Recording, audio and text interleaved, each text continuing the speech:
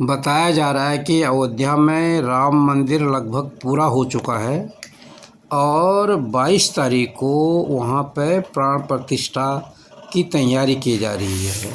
इसी के चलते हमारे घर भी कुछ लोग आक्षत दे गए हैं और उनके लेकर मैं थोड़ा सा हुआ कि कुछ बात रखी जाए अपनी। दरअसल जो आक्षत है वो पिठ्या यानी रोली मोली के साथ चलता है। पानी में भिगाने के बाद, पिट्ठा लगाने के बाद, मोली लगाने के बाद आक्षत लगाया जाता है। परंतु जो इस तरीके का चावल दिया जाता है ये बभूति की जगह होता है, जिसे मोती कहा जाता है। उत्तराखंड के अधिकांश क्षेत्रों में माँ नंदा और शिव जी की पूजा होती है, वहाँ पर बभूति चलती है। परंतु कत्यूरों की पूजा में बभूति वर्जित होती है, वहाँ पर ये चावल चलते हैं और इनको मोती कहा जाता है। वहाँ पर जो टीका है या फिर जिसको भी आशीर्वाद देना होता है उसके ऊपर ये चावल डाल देता है देवता, और वो उसका आशीर्वाद होता है, और ये चावल वहाँ पर मोती कहा जाती है। जब कत्यूरों की पूजा होती है उस पूजा में यद्यपि शिवजी भी नाचते हैं परंतु कत्यूर शिवजी को नहीं भेंटते, जबकि कत्यूर भी अपनी कुलदेवी माँ नंदा को मानते हैं। बभूति के कारण कत्यूर शिवजी को नहीं भेंटते। कत्यूर स्वयं को रघुवंशी मानते हैं और इसके लिए उन्होंने जितने भी वहाँ पर मंदिर बनाए सबके ऊपर सूर्य के निशान टाइप का बनाया हुआ है। उत्तराखंड के वहाँ पर जितने मिलेंगे, अभी भी पुरातत्व विभाग वहाँ पे अवशेष पुरातत्व विभाग को मिल रहे हैं। इसी तरह कत्यूरवंशी हरिद्वार से बड़ा तीर्थ अपना चित्रशिला जो हल्द्वानी काठगोदाम के पास स्थित है उसको मानते हैं, जहाँ सारे अधिकांश कत्यूरवंशी स्नान के लिए उत्तरायणी के दिन 14 जनवरी को इकट्ठा होते हैं और 13 की रात भर वहाँ पर कत्यूरों की जागर लगती है, कत्यूरों की पूजा होती है, कत्यूर दर्शन देते हैं कत्यूर देवता, और 14 तारीख की सुबह वहाँ पे स्नान होता है चित्रशिला घाट पर, और वहाँ बाकायदा उसका कुंड है और वहाँ पे रहने की खाने की सारी व्यवस्था उस दिन वहाँ पे उनका जो वहाँ पे संस्थाएं हैं वो करती हैं, और उस दिन वहाँ पे कत्यूर पूजा करते हैं और स्नान करते हैं। औरत को पुरुष की शक्ति माना जाता है और इसी तरह इसीलिए किसी भी अनुष्ठान में औरत की उपस्थिति आवश्यक मानी गई है। जब स्वयं भगवान श्री राम ने अश्वमेध यज्ञ किया तो उन्होंने सीता की एक स्वर्ण की मूर्ति बनाई। धरती चूंकि सबकी जननी है, सब में प्राण भरती है, इसलिए उसको धरती माँ कहा गया है, माँ का श्रेय दिया गया है। योगी लोग ये सारे अनुष्ठान अकेले अपनी ताकत के बल पर करते हैं क्योंकि उनमें सभी शक्तियों का योग होता है। आपकी इसमें क्या राय है जरूर लिखें। आप देख रहे हैं इमेम दस्तावेज।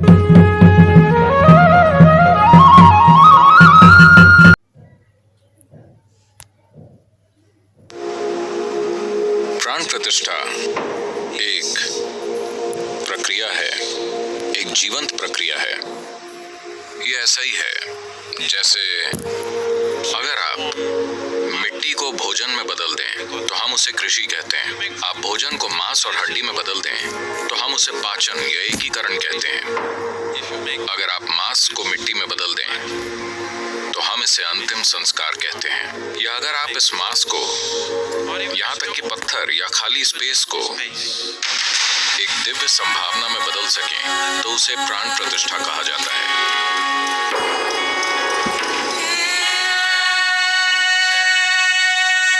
आजाद होने विज्ञान आपको बता रहा है कि कि सब कुछ एक ही ऊर्जा है जो लाखों अलग अलग तरीकों से खुद को प्रकट कर रही है। अगर ऐसा है तो जिसे आप ईश्वरीय तत्व कहते हैं, जिसे आप एक पत्थर कहते हैं, जिसे आप एक पुरुष कहते हैं, जिसे आप एक स्त्री कहते हैं, जिसे आप एक पशु कहते हैं, जिसे आप एक दानव कहते हैं, ये सब कुछ एक ही ऊर्जा है जो अलग अलग तरीकों से काम कर रही है। तो बात सिर्फ तकनीक की है। अगर आपके पास जरूरी तकनीक है तो आप अपने आसपास के साधारण स्थान को एक दिव्य उल्लास में बदल सकते हैं। आप बस एक चट्टान के एक टुकड़े को लेकर उसे देवी या देवता में बदल सकते हैं।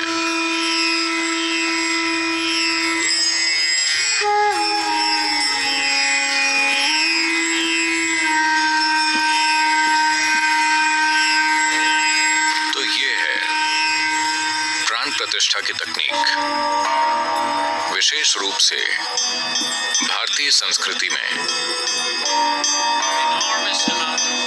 जीवन के इस आयाम के बारे में बहुत ढेर सारा ज्ञान कायम रखा गया है और इसे सबसे महत्वपूर्ण माना गया, क्योंकि चाहे आप कुछ भी खाएं, आप कैसे भी हों, चाहे कितना भी जिएं, लेकिन आपके जीवन में एक पल आएगा जब आपको ये जरूरत महसूस होगी कि आप सृष्टि के स्रोत के संपर्क में आना चाहते हैं। और अगर ऐसी संभावना पूरी धरती पर नहीं बनाई गई, अगर ये संभावना हर इच्छुक इंसान के लिए उपलब्ध नहीं हुई, तो वो समाज इंसान को सच्ची खुशहाली देने में असफल रहेगा। क्योंकि आप किस तरह के घर में रहते हैं ये महत्वपूर्ण नहीं है। आपका घर चाहे 10,000 स्क्वायर फुट का हो या सिर्फ 1,000 स्क्वायर फुट का, इससे आपके जीवन में कोई खास फर्क नहीं पड़ने वाला। पर अगर आप एक प्राण प्रतिष्ठित स्थान के आसपास हैं तो उससे आपके जीवन में जबरदस्त फर्क आएगा। इसीलिए हम ये संभावना सामने लाना चाहते हैं, क्योंकि ये मेरा सपना है एक दिन पूरी दुनिया को, मानवता को प्राण प्रतिष्ठित स्थानों में रहना चाहिए। आपका घर प्राण प्रतिष्ठित होना चाहिए, आपकी गली प्राण प्रतिष्ठित होनी चाहिए और आपका ऑफिस प्राण प्रतिष्ठित होना चाहिए। आप जहां भी समय बिताते हैं उन स्थानों को प्राण प्रतिष्ठित किया जाना चाहिए। इसमें एक तरह की सुंदरता है। आपके विकास को डार्विन के पैमाने पर अटके पड़े रहने की जरूरत नहीं है। अगर आप एक प्राण प्रतिष्ठित स्थान में रहते हैं तो आप छलांग लगाकर आगे बढ़ सकते हैं।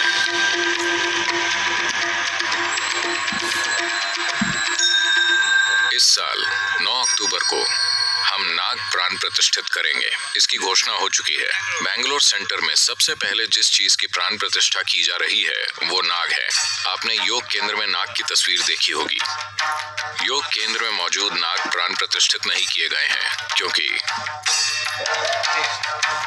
उन्हें ज्योमेट्री के हिसाब से ऐसी जगह पर रखा गया है कि इनके ठीक पीछे 3 ठोस पारे के लिंग हैं और ध्यान लिंग भी है। वो इन सभी के साथ एक सीध में है, तो वो अपने आप विकसित होगा। लेकिन बैंगलोर वाले नाग में एक बीज कोश है जिसे ठोस पारे से बनाया गया है। इसकी एक संपूर्ण प्राण प्रतिष्ठा होगी। जो व्यक्ति बोध को बढ़ाना चाहता है उसके लिए नाग बहुत महत्वपूर्ण है। आज अगर आपकी शारीरिक आंखों से भी अगर आप 50% बेहतर देख पाएं, अगर आप 50% बेहतर सुन पाएं, आपकी सूंघने, स्वाद लेने, स्पर्श करने की शक्ति 50% बेहतर हो जाए, तो क्या आपका जीवन काफी बेहतर होगा, चाहे बात शारीरिक ही हो। हाँ, तो अगर आप उन चीजों को देख और महसूस कर पाएं जो भौतिकता से परे हैं, तब जीवन बहुत ऊंचे स्तर पर पहुंच जाता है। ऐसा बातें सुनने से और जानकारी जमा करने से नहीं होता। नहीं, जानकारी कुछ समय के बाद एक बोझ बन जाती है, बोध। तो इसीलिए सबसे पहले हम नाग की रचना कर रहे हैं। इतने सारे लोगों के साथ इस तरह की प्रक्रिया को करना बिल्कुल पागलपन है। प्राण प्रतिष्ठा ऐसा प्रयास है जिससे हम उस ऊर्जा को, उस स्रोत को संगठित करना चाह रहे हैं जिसे आमतौर पर दिव्य कहा जाता है, ताकि ये अपने आप लोगों का ध्यान आकर्षित करे और न केवल ऐसी संभावना बन जाए जिसे केवल अनुभव किया जा सके, बल्कि जिससे जीवन को सशक्त और उन्नत बनाया जा सके।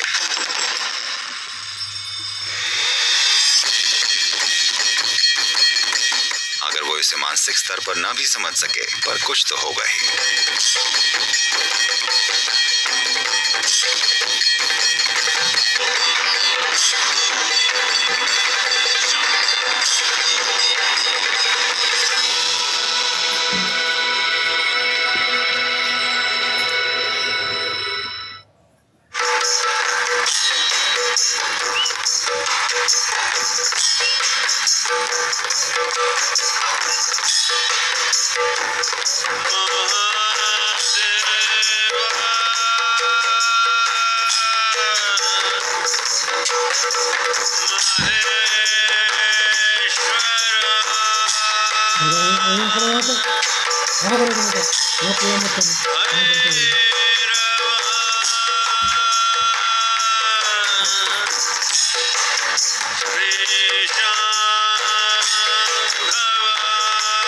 तो ये योगेश्वर हैं।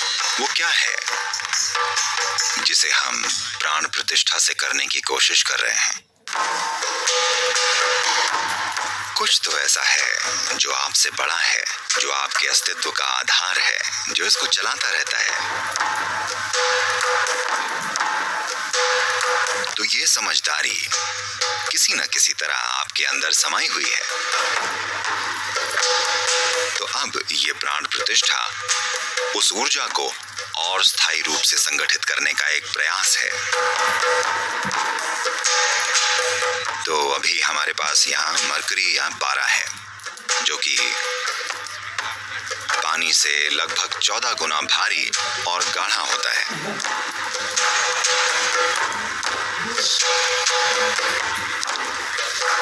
शिवाय अनगेश्वराय नागेश्वराय नमः।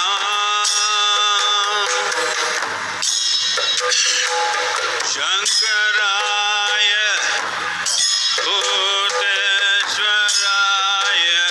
शिव योगीश्वराय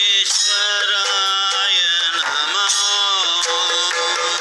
इतने सारे लोगों के साथ इस तरह की प्रक्रिया को करना बिल्कुल पागलपन है। तो मुझे आप पर विश्वास है। आप यहाँ एक दर्शक की तरह नहीं हैं। मैं चाहता हूँ आप सब प्रक्रिया का हिस्सा बने।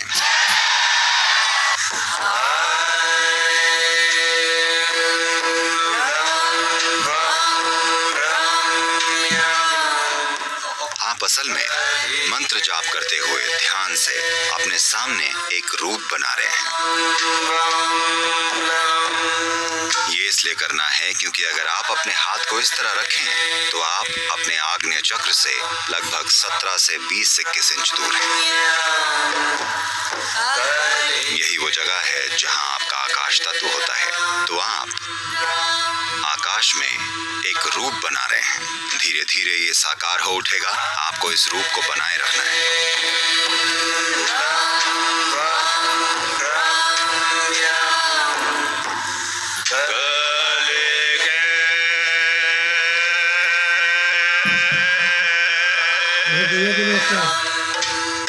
तो इस खास जगह को चुनना सिर्फ एक मनोवैज्ञानिक प्रयास नहीं है, बल्कि ये ऊर्जा के स्तर पर हुआ है।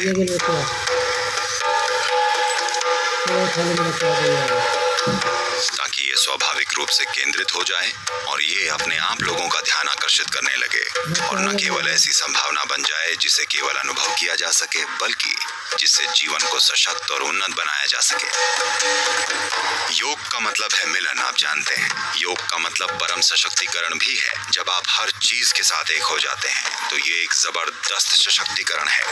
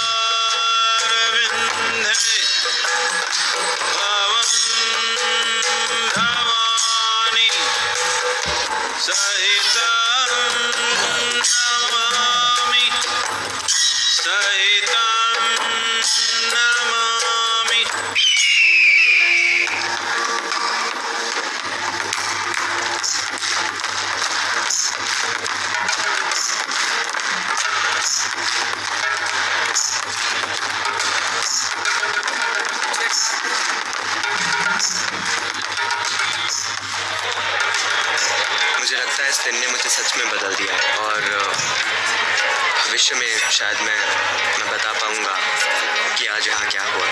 ये एक रहस्य है जो बस विधाता जानता है। मैं शब्दों में सदगुरु के लिए अपने अहोभाव को व्यक्त नहीं कर सकता। उनके समय में मैं जीवित हूँ और पर्व जारी है। इसी क्रम में भगवान राम के प्राण प्रतिष्ठा कार्यक्रम में किस तरह की पूजा पद्धति का प्रयोग होगा, कौन कौन से अनुष्ठान होंगे, इन सभी विषयों को लेकर ट्रस्ट ने देश भर के विद्वानों से सलाह मांगी थी। हालांकि तीर्थ ट्रस्ट भगवान राम के प्राण प्रतिष्ठा महोत्सव में कोई कसर नहीं छोड़ रहा है। शायद यही वजह है कि अब काशी से विद्वानों का एक दल अयोध्या पहुंच गया है, जिसकी अगुवाई प्रसिद्ध ज्योतिष वैज्ञानिक गणेश्वर शास्त्री द्रविड़ कर रहे हैं। उन्होंने राम जन्मभूमि तीर्थ क्षेत्र ट्रस्ट के महासचिव चंपत राय सहित अन्य पदाधिकारियों से मुलाकात कर अनुष्ठान के समय और पूजा पद्धति पर चर्चा की है। इतना ही नहीं, भगवान राम का प्राण प्रतिष्ठा राम मंदिर परिसर में किस जगह किया जाए, कहां कहां अनुष्ठान हो, इन सभी बिंदुओं पर स्थलीय निरीक्षण कर बारीकियों से चर्चा की जा रही है।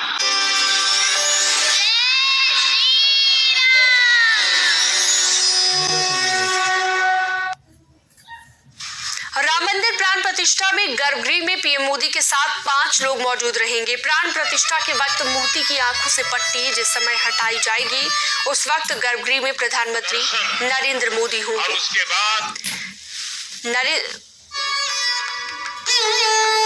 पीएम के अलावा संघ प्रमुख मोहन भागवत, यूपी के सीएम योगी आदित्यनाथ और राज्यपाल आनंदीबेन पटेल भी मौजूद रहे। तो ये 5 लोग मौजूद रहेंगे गर्भगृह में रामलला की प्राण प्रतिष्ठा के वक्त। प्रदेश के मुख्यमंत्री योगी आदित्यनाथ, देश के प्रधानमंत्री नरेंद्र मोदी, आरएसएस प्रमुख मोहन भागवत, आनंदीबेन पटेल जो कि राज्यपाल हैं उत्तर प्रदेश की, और इसके साथ ही सत्येंद्र दास, मुख्य पुजारी अयोध्या राम मंदिर के मौजूद रहेंगे प्राण प्रतिष्ठा के वक्त। ये भी और ये गाय को देते हैं, गाय के डब्बे में रखते हैं, थैले में, बाद में ले जाना कोई नहीं।